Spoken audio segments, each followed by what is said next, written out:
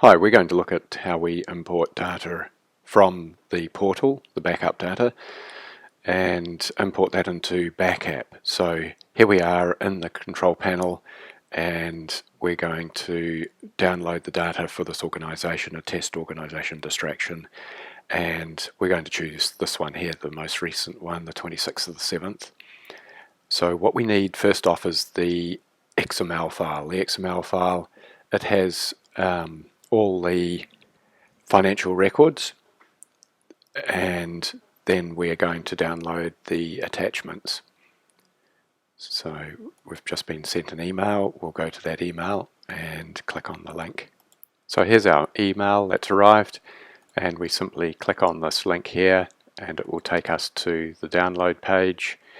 You'll see up here it's busy downloading, and it's now complete. We can find that, and we need to move that into the data folder. So next we want to download the attachments. So the attachments come down as a zip file. The attachments are decrypted and then sent to you in a zip file. So those have downloaded. And here they are. Here we need to move that into the attachments folder, which we'll cover off shortly. So inside the backup folder, there's a data folder, and inside the data folder there's an attachments folder. So the first thing we need to do is make sure that we've moved our XML file that we downloaded just a minute ago into the data folder. It has to sit in there for it to import correctly, and likewise with the attachments, we've dragged and dropped that unzipped folder that will be created with a timestamp on it here, and inside that you can see there's bank transactions and invoice attachments. So you need to make sure that the attachments are in the attachment subfolder and the XML file is in the data folder.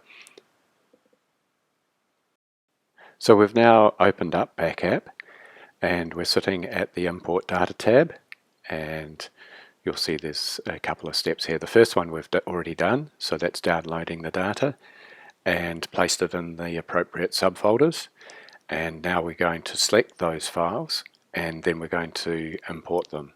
This version might look a little different to the current version available on our website. This is version 1.3, which is soon to be released, so you'll see that update come through shortly in a newsletter. So let's go ahead and select our files, and this here is just reminding you where the files need to be placed. So you can see here, here's our XML file sitting in the data folder, so let's go and find our one. Here we are in the backup folder, and here's our data folder, and inside here, we'll just close that up for a second, here's our downloaded file, our XML file, so we're going to select that one, and next it'll prompt us for where the attachments are. If you don't have attachments, you can just click cancel and move on.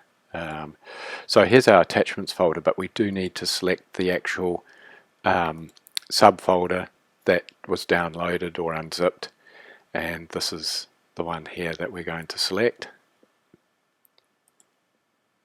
And they should be from the same data set too, by the way.